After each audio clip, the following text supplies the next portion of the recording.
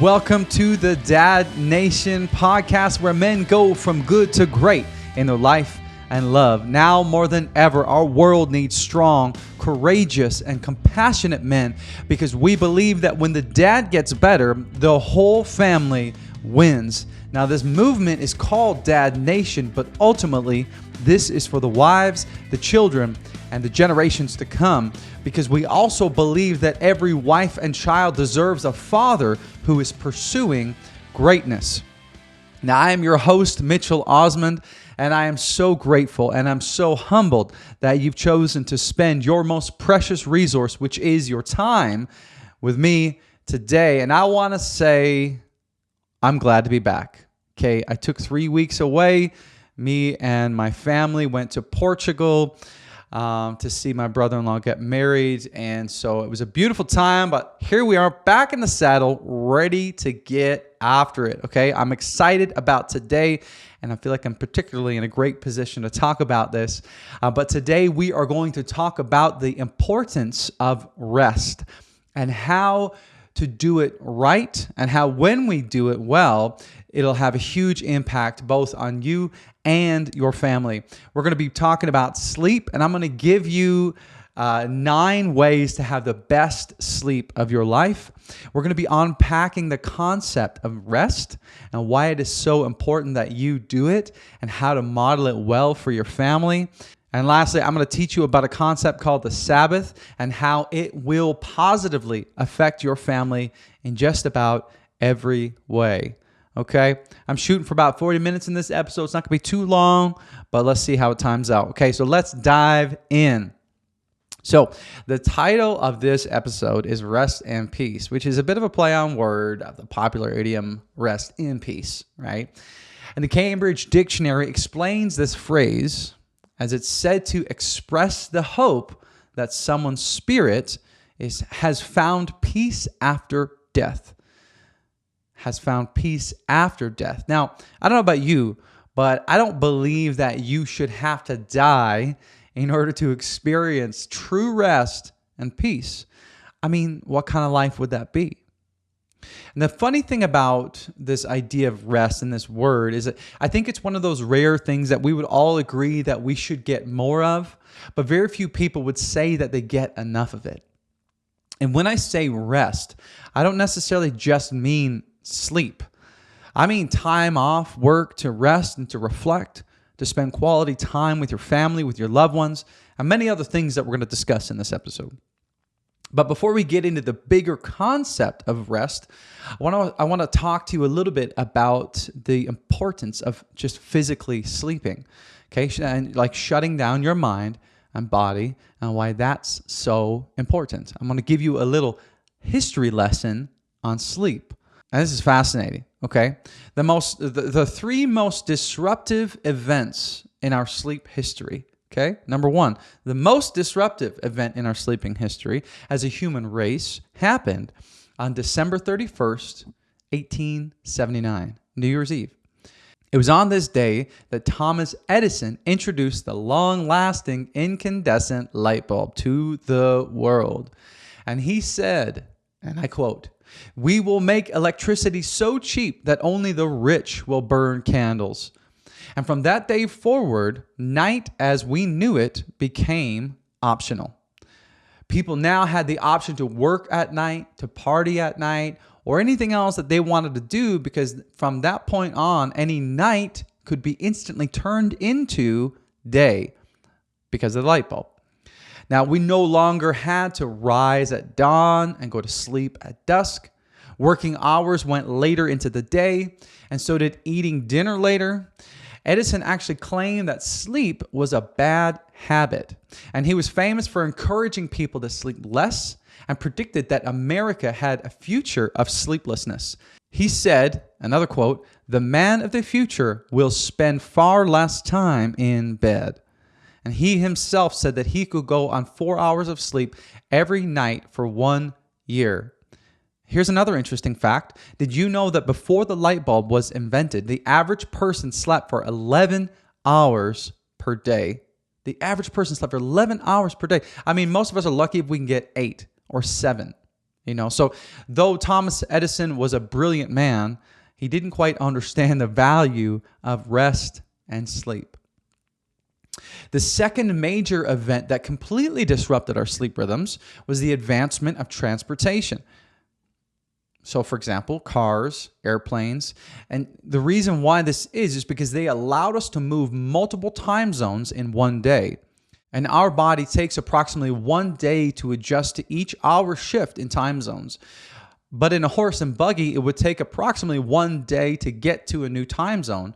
So it wasn't that big of a deal. But starting in the mid-20th century, we could travel multiple time zones in a matter of a couple hours, which left us dazed and confused in our natural circadian rhythms. All right. The third major event was the evolution of technology. Did you guess it right? Laptops, smartphones, PCs, all that stuff. The reason why is because now we can work, scroll, watch anywhere, anytime. We can now work, eat, and play around the clock. So you combine these factors, no more nighttime, being able to throw yourself through multiple time zones in a day, and never truly being unplugged, you kind of have a potent recipe for perpetual fatigue and exhaustion. Dr. Michael Brews speaks about this in his book, The Power of When. If you haven't read this book, you should check it out. It's all about healthy sleep rhythms and how to have a great sleep. And his sobering statement in this book makes things very clear for us. He says this: it only took 125 years to undo 50,000 years of perfect biotime keeping, which is fascinating. So now that we understand the history of sleep, why is it so important to sleep? Why do we need sleep? Why am I dedicating an entire podcast episode to this? Well, hang tight, my friends, because I'm about to change your mind. If you're the kind of person who thinks you don't need to sleep, stay tuned, okay? Scientists have proven that sleep is critical for our overall mental, physical, and emotional health. Dr. Jean Kim, which is a psychiatrist and a clinical assistant professor of psychiatry at George Washington University, says this: increasing evidence has tied lack of sleep to a host of mental and physical disorders, including increased depression, irritability, impulsivity, cardiovascular disease, and more. One study noted that sleep actually functions as a sort of laundry cycle for the brain, where during sleep, blood vessels and lymphatic channels in the brain hyperfuse and flush out metabolic buildup from the day and remove neurotoxins and distribute components that enhance cellular repair. And that's from the article, The Importance of Sleep, the brain's laundry cycle. Now, more on this laundry cycle idea, Dr. Jeff Liff of the Oregon Health and Science University states this: that while we are awake, our brain is so busy doing other things that it doesn't have the capacity to clean itself of waste. And the buildup of this waste, which is called amyloid beta, is now being linked to the development of Alzheimer's disease, okay? So he says in this article, when the brain is awake and at its most busy, it puts off clearing away waste from the spaces between its cells until later. And then when it goes to sleep and it doesn't have to be as busy, it shifts into a kind of cleaning mode to clear away the waste from the spaces between its cells. That's the waste that's accumulated throughout the day.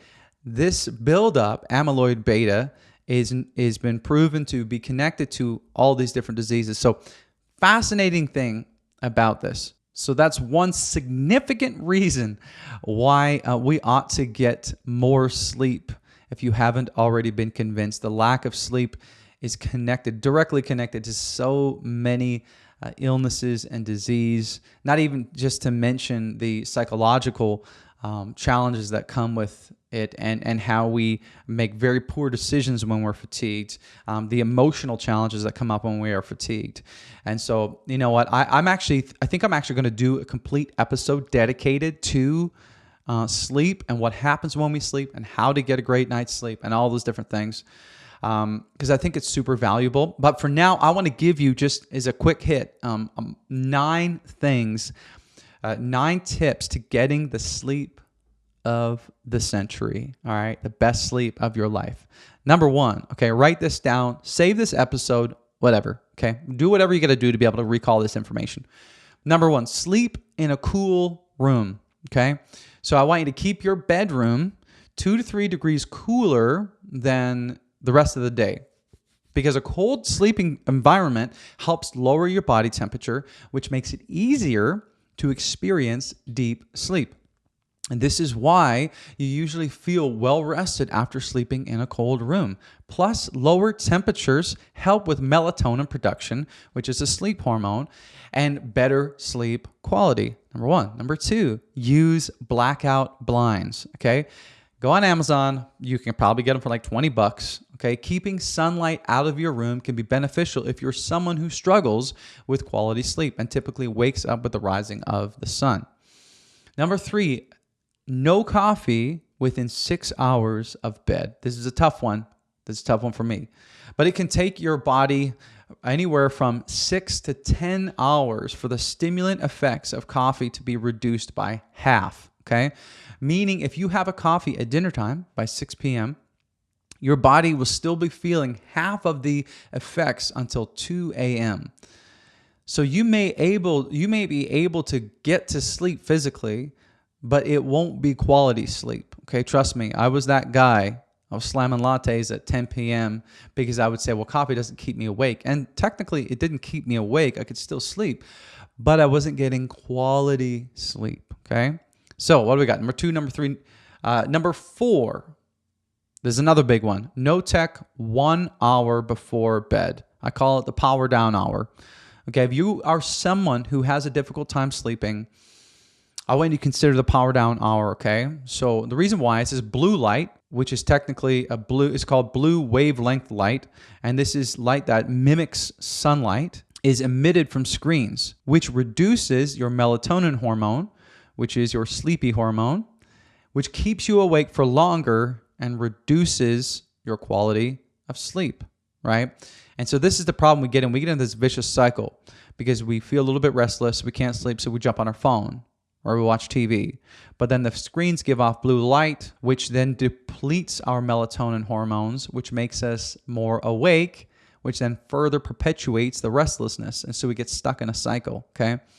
So if you choose to watch TV at night, for example, make sure you are 10 feet away from the screen to avoid the suppressive effects of melatonin on your body through blue light. And for your phones, just power them down or put them away, okay?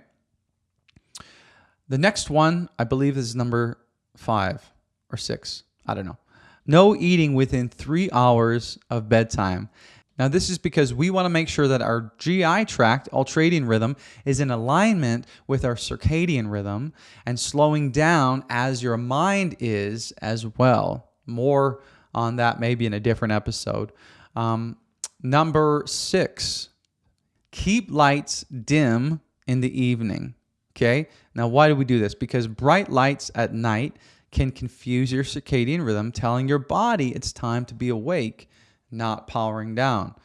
All right, number 7, use a white noise machine. If you're someone who gets startled easily during your sleep, go on Amazon, pick one up, or the local Walmart, whatever. You can get them for cheap. You can even just get free apps on your phone and this is just a way to just drown out any creaky pipes or things in your house that will wake you up, right? Traffic, pets, all those different things.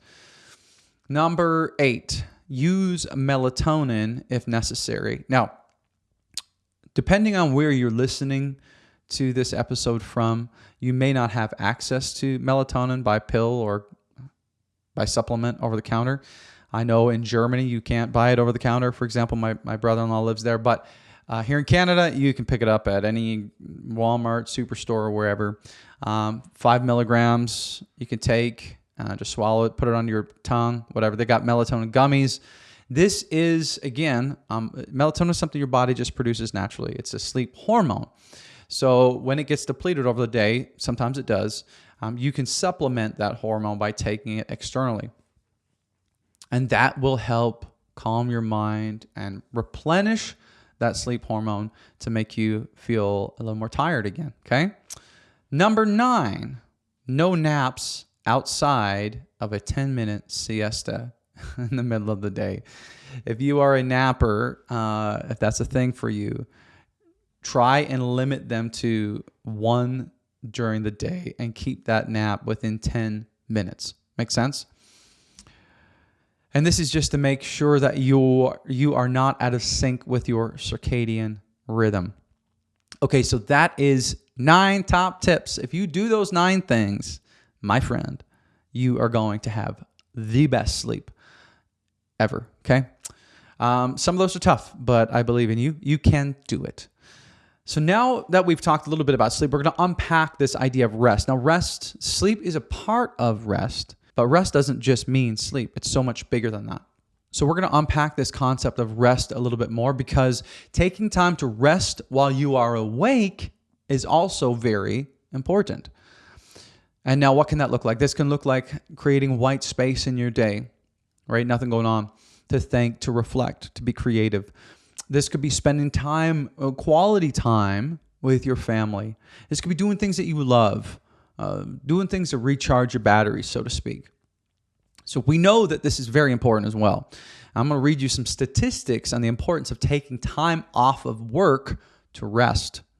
Okay, according to a study from the World Health Organization, taking regular days off of work reduces the risk of burnout by up to 60%.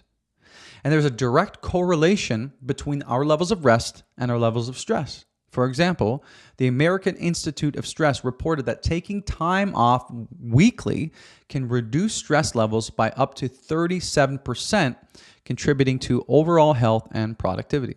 So we know that taking time off work to rest is important, not just for us, but for our entire families as well. Here's another couple studies for you. There was a study done by the National Center of Addiction and Substance Abuse at Columbia University that revealed that children who engage in family activities at least once a week are 59% less likely to engage in substance abuse and 33% less likely to engage in violent behavior.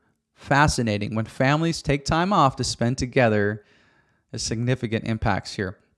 We also know that families that regularly spend time together report 50% higher levels of emotional closeness and family cohesion. That was according to the Journal of Marriage and Family.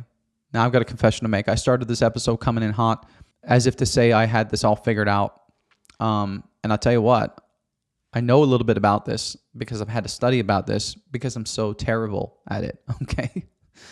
I have struggled with rest my entire life. I've struggled with even just sleeping, feeling like sleeping was a waste of time. I've struggled with taking time off of work my whole life because I simply love to work. I could work all day. I could work all day, every day. I love productivity. I love accomplishing things. I love achieving goals. And sometimes it doesn't even matter what the work is, because for me, it's actually just the act of accomplishing the work that's as good as the work itself, right? I just love to be busy working. It's not even always about the end result of the work. I was famous for saying, I'll have plenty of time to sleep when I'm dead. But what I've come to know is how ironic that statement is, because it will be the lack of sleep that could cause me to be dead way earlier than I planned, right? And I've struggled in the past with wrapping up my identity in work because I would validate who I am by what I would produce. And that's a dangerous place to be in, because what happens when the work is over? What happens when you lose that job? What happens when that goal has been accomplished? And I had to get to the point where I had to ask myself, who am I if I'm not producing something?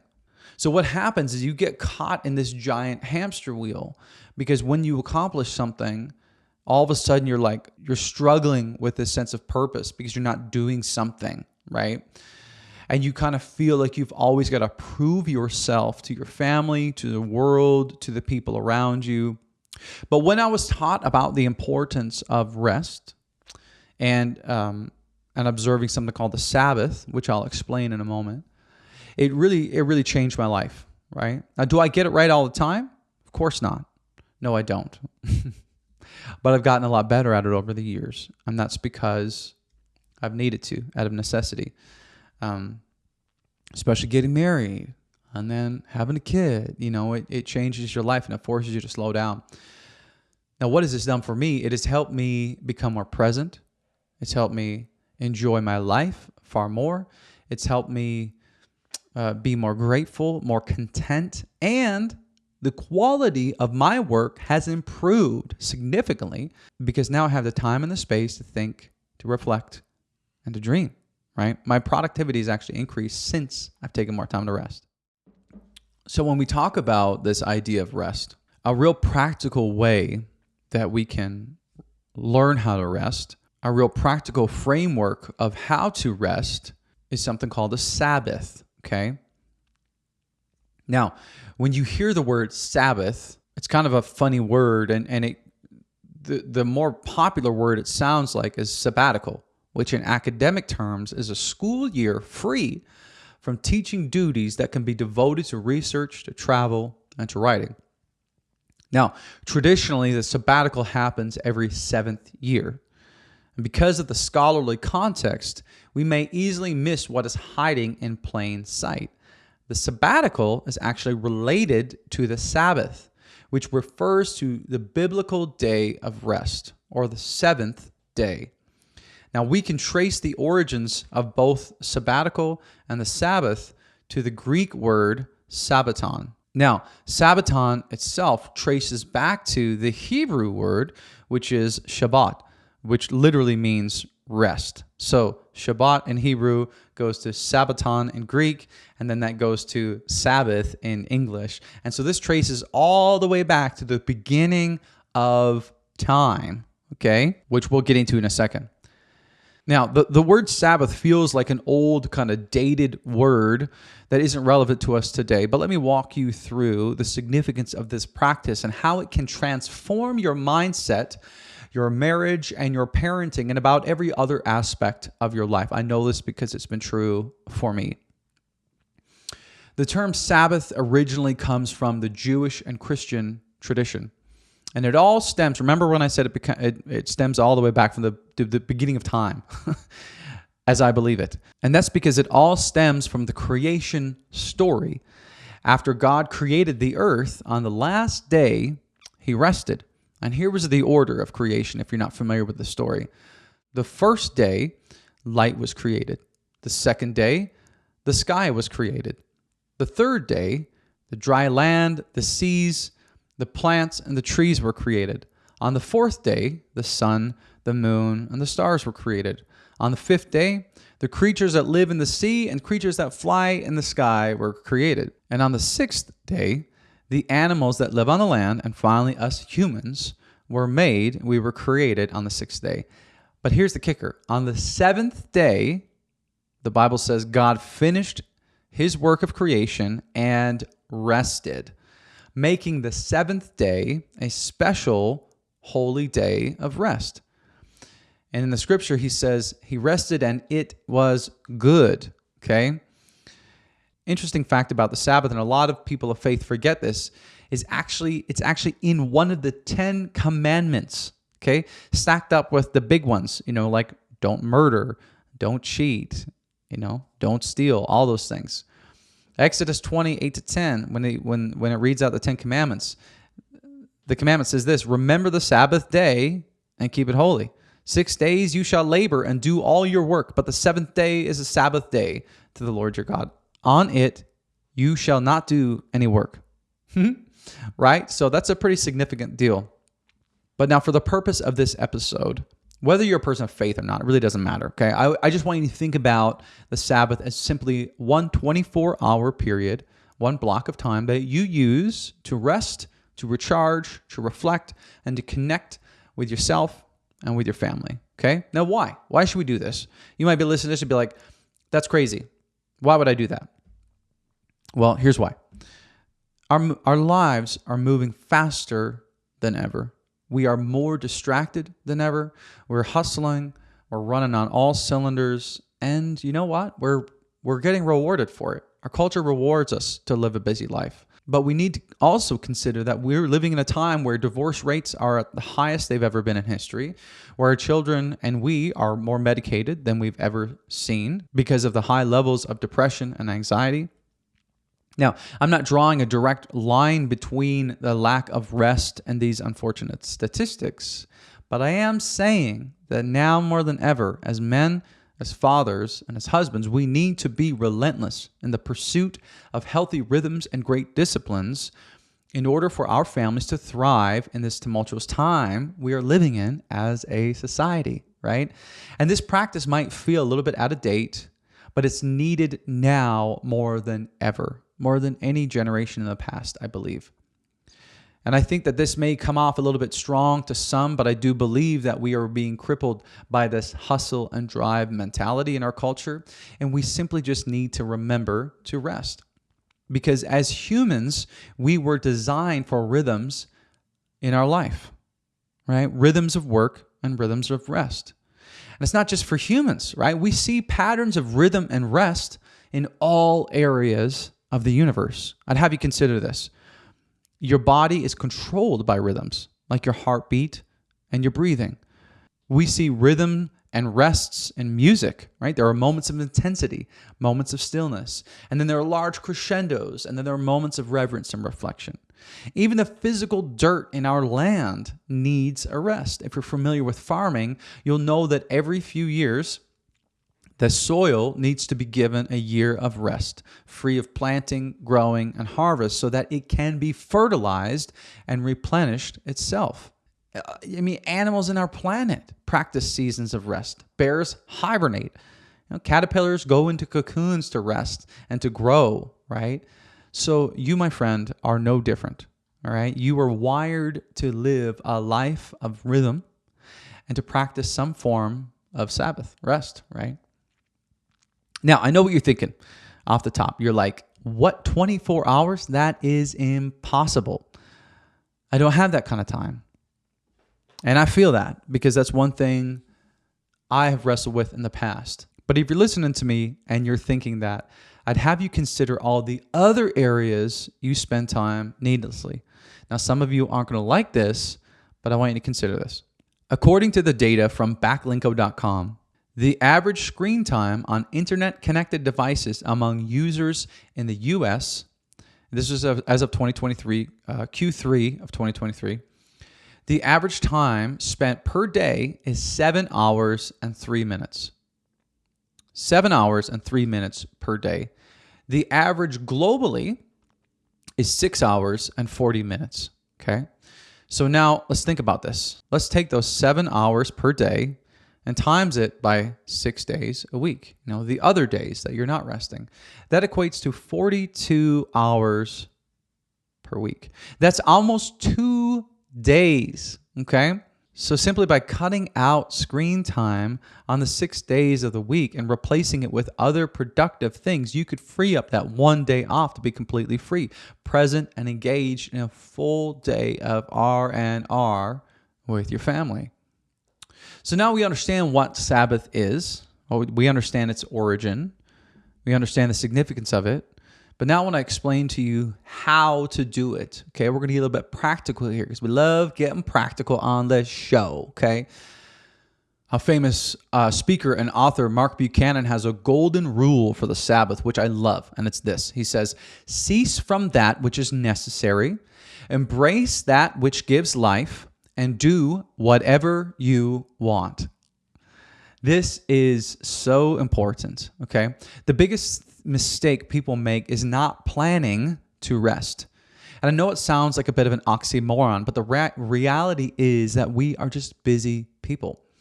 Our focus and attention is constantly being pulled in every direction by meeting deadlines at work, getting kids out to their activities, doing things around the house, and all those different things that come with that. But it's going to take time and intentionality to get our heads out of the hustle and slow down and relax. And I know this because I struggled with this consistently in the beginning.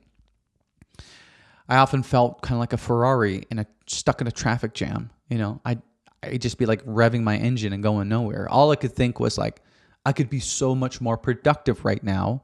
I could go so much faster and knock so many things off my to-do list. But now I just have to sit here and rest all day. So I had to reframe how I thought about it. I had to prepare for it so that I wasn't consumed by what I wasn't getting done on that day. Another author who speaks a lot about this is an author by the name of Lance Witt. And I love how he phrases it. He says this: anytime there's a special holiday like Thanksgiving or Christmas, we plan and prepare for it. Sabbath is like getting a holiday every single week. Author Dan Allender says this: the best way to protect the Sabbath is to make well-anticipated plans. So the key is to prepare to take a Sabbath, just like you prepare for Thanksgiving, like you prepare for Christmas, all those different things. So for example, around the house, if this is something that you and your family are going to do the dishes the night before. Okay? Tidy up the house the night before. Do all the to-do list the night before. Anything that's not life-giving, do the night before, the day before, or throughout the week. If you don't like cooking, then don't cook on that day off. Order in food for your family, and then that way you don't have to deal with the dishes. But if you do love cooking, then cook on that day if you want. We're going to get into a little bit more of that in a minute here. But the whole point here is to plan to rest, okay? Now, sidebar, if you're anything like me and you're already worried about what you're not going to get done on the Sabbath, the irony of all this is getting more rest actually makes you more productive. Because according to a study done by the Corporate Executive Board, employees who take regular breaks, including full days off to rest, are 31% more productive compared to those who work around the clock or without breaks or don't take days off. So interesting, right? We just need to create margin and we'll be refreshed and become more productive. So it requires you to really shift your mindset around this, right? You got to change, you got to reframe it. So when speaking of taking a Sabbath, Kevin DeYoung says this: it's an island of get to in a sea of have to. It's an island of get to in a sea of have to. I love that. You see, this Sabbath is a gift that's been given to us, and it's something that will improve our quality of life in every aspect. So why wouldn't we go for it? And going back to this idea of productivity, I struggled with this because I felt like it was a day off, but that's actually not it at all. This mindset shift that we have to consider here is that it is being productive. It actually is producing something. It's producing energy. It's recharging your batteries for next week. It's creating those shared experiences and memories with those you love. That's a great result in my book, and that's going to bring an ROI that you can't get anywhere else. You see, the Sabbath day is a day of intentionality, and by practicing this, you will be more productive in many ways than if you didn't. Okay, so here's the sequence, okay? So I want you to remember the 3 P's: prepare, plan, play. Prepare, plan, play. Okay? So prepare. As I said, you have to plan for this. Okay? So block it off in your calendar. Make sure that there's nothing that gets planned in there for that 24-hour time frame. I actually in my calendar block out that whole time on my calendar, and I'll call it like Sabbath or day off or whatever, because if I don't, I just automatically will put things in there. And of course, there's exceptions. There's always things that come up if it's like appointments or whatever. If you cannot get everything up, it's obviously you got to work with it, right? But as far as you can, as far as is within your control, try to block off that 24-hour time frame. I want you to talk about your wife, or if you're a woman and you're listening, talk to your husband about this. And between the both of you, like I said, I want you to make sure all the housework is done, work commitments are taken care of, and you have no additional commitments for that day. Okay? Number 1, prepare. Number 2, plan. Okay? As you're planning this day, I want you to plan what you're going to do, right? Be fun about it. Plan something for yourself. Plan something for you and your wife, and plan something for your family, right? It doesn't have to be some big, special, lavish, over-the-top things. It can just be things that you enjoy, right? That you find restful and that recharges you. And here's the thing: if you don't enjoy it, if it doesn't relax you, then don't do it, Okay, the whole point is to enjoy this. But you must plan for this in advance or nothing will happen. I know I'm saying this ad nauseum, but I'm saying this because I've been there. What's going to happen is you're going to end up taking a day off and you're just going to work on projects around the house and you're going to just go to bed more tired than you were when you woke up that morning. So the third P here is play. Okay, I'm going to give you some activities that you can use to inspire more ideas. Okay, I'm going to give you some activities for yourself, for your wife, and with your kids. Okay, so some things you can do if you're going to do something by yourself. If you're listening to this, you don't have a wife or you don't have kids, or maybe you do and y'all just going to do your own thing for a little bit on that day. You can play your favorite sports like football, hockey, soccer. You can go for a long walk if that's what you're into. Cooking a really great meal if you enjoy cooking. Leave the dishes for tomorrow. You can spend time on your favorite hobby. Maybe if you enjoy working with your hands, like woodworking, metalworking. Listen to your favorite music. Or you could literally just sit down and read, make a gratitude list of the things that you're thankful for. Here are some things that you can do by yourself. But you with your wife, for example, you can, as part of the Sabbath, you can go for dinner together. You can plan to be physically intimate on that day, on that night, or you can do some other intimacy building exercise. You guys can play some fun games together that you both love to play, kind of like when you were dating, right? This could be like a date day. Think back to the fun things you used to do when you were dating and do some of those things. Or you can simply just go for a walk and talk and just connect, right?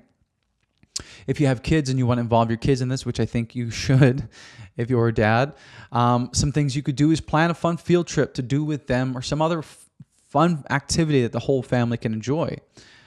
Or you can break out the Sabbath toys. Okay, one of the teachers who taught me about this, they had a toy chest of toys that they only brought out on the Sabbath day when they were taking rest together. And so it helped the kids get excited about taking this day off together because they had Sabbath toys that they only got to play with on that day. Or you could have certain traditions that you do with them only on that day.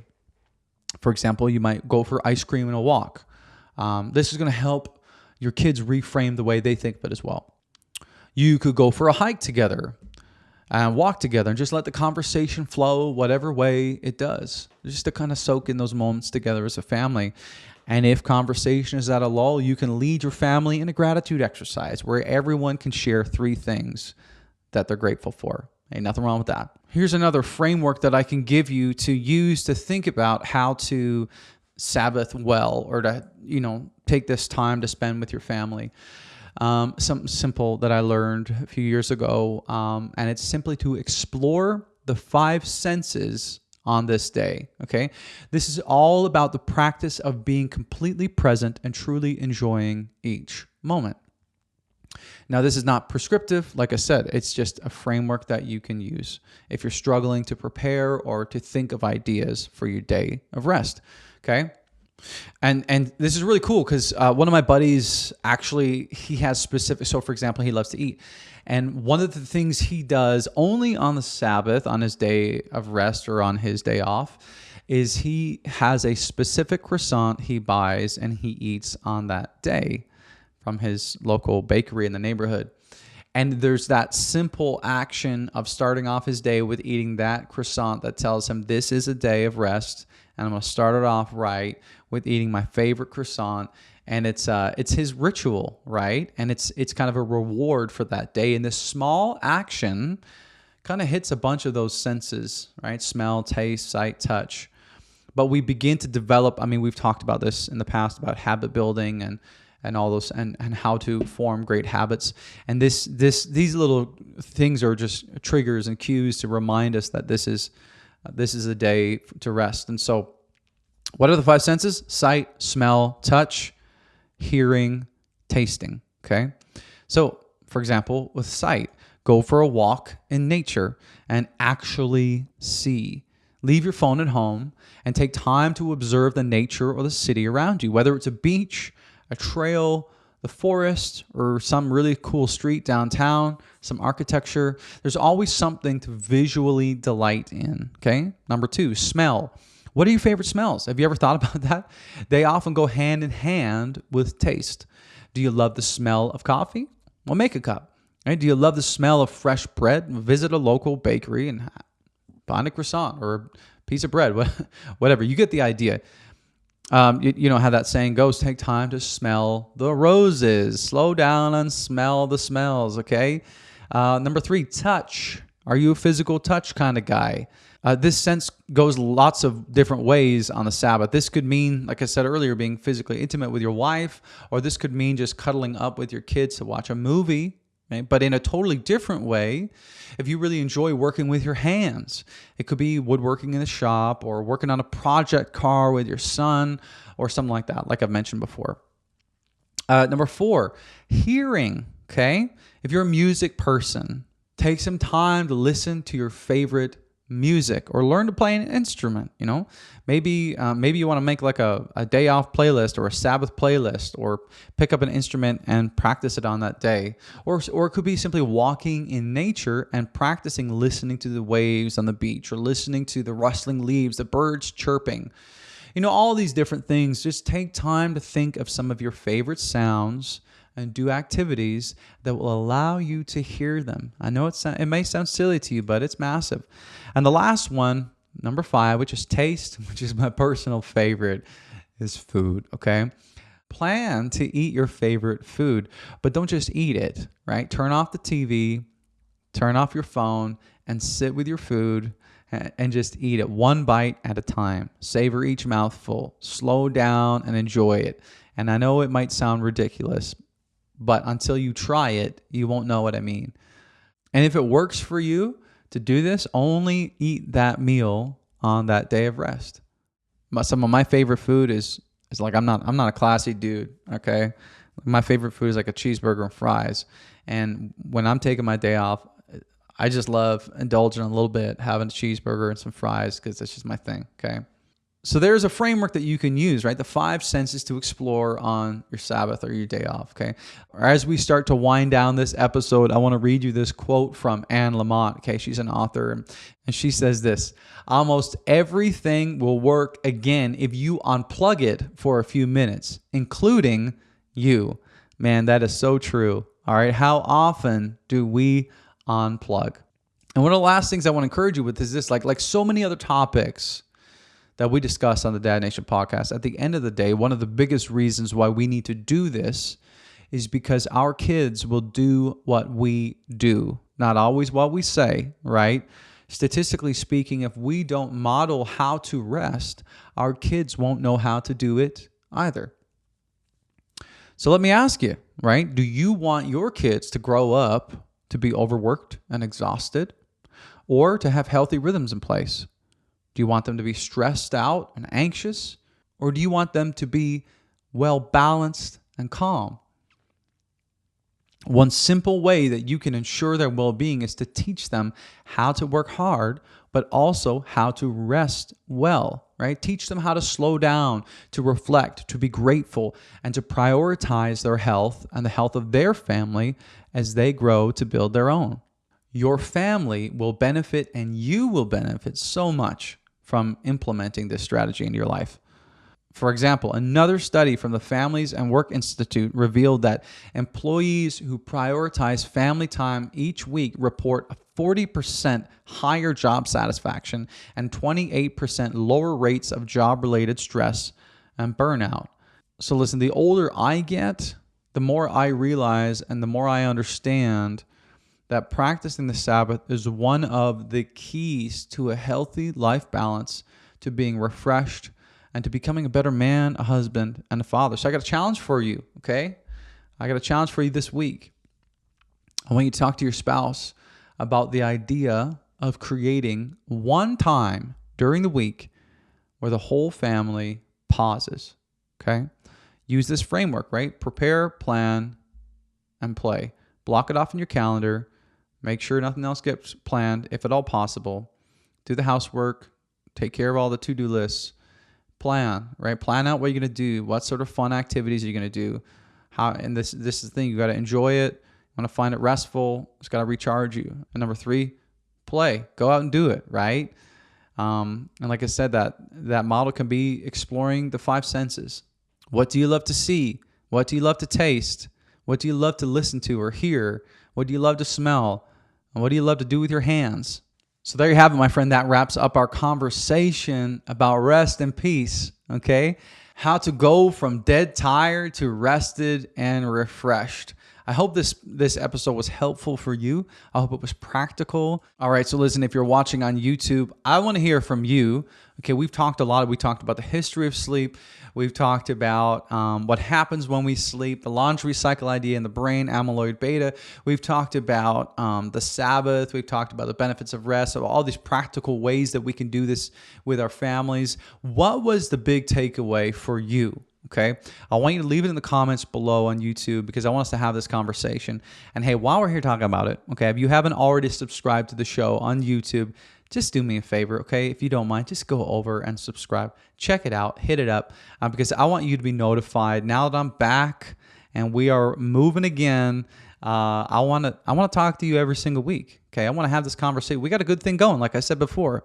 Okay, so subscribe, or if you're listening on audio, make sure you follow the show on Spotify or Apple Podcasts, wherever you listen, so that you get notified when these new episodes come out. Listen, I hope you have an incredible week.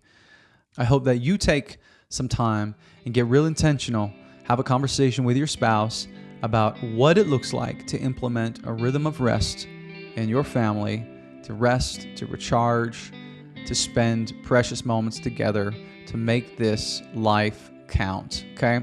Listen, I'm here for you. I am in your corner. Don't hesitate to reach out to me. You can hit me up through my website if you want. It's just dadnationco.com. You can email me at mitchell@dadnationco.com or hit me up on the gram.